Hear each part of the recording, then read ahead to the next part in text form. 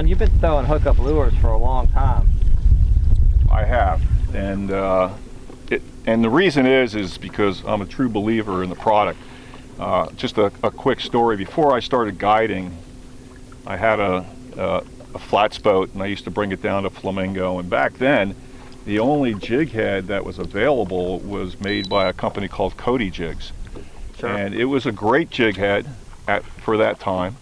And we would add a soft plastic to it. My favorite being it was a green or a root beer color, and the snook and redfish sea trout would just eat that thing up. So one day I was with my cousin, and we're fishing the open water, and we came across a group of cobias. There were 3 of them, 25 to 30 pounds apiece. We didn't see them at first.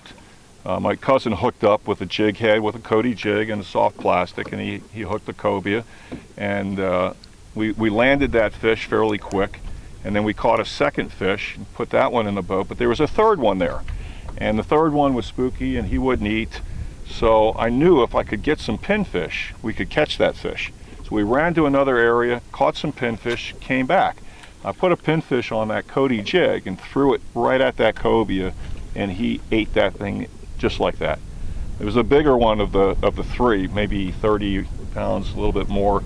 So I was taking my time fighting the fish. I didn't want to, cobias, if you're familiar with them, Yep. They're kind of lazy when they fight, and they don't get crazy until you get them to boat side. Yep. And that's where you lose a lot of them. So I was going to tire this fish out. Probably fought him maybe 10 minutes too long, but I wasn't expecting what happened. As we got him to the boat side and the fish started to thrash, he got off. And oh my God, I can't believe this. We had him on for so long, now he's gone. I take a look at the jig head, the hook straightened out. Yep. So right away I'm thinking, God, that hook, how could that happen? I gotta find a better jig head. Yep. About that time, hookup lures was being made. I saw them, I bought one. I probably bought 3 or 4 other kinds of jig heads, not so good, the hooks weren't great.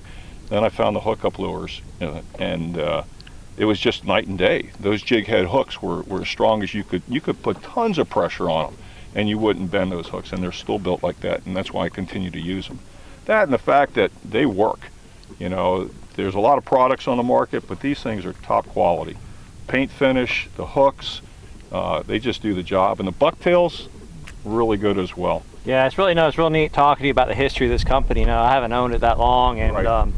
Everyone I talk to has a story about how they started throwing it and don't change this and keep this. And, Exactly. It's important for me to understand that kind of history and knowledge behind it to make sure we keep producing a product that you rely on day in and day out to make a living. There's a million products on the market, especially in the freshwater scene, and everybody that freshwater fishes probably has 3 or 4 tackle boxes that they don't even use anymore. Yep. Because they bought something, because it looked good, but they end up going to the old standby. The old standby is what works. Yep. This works.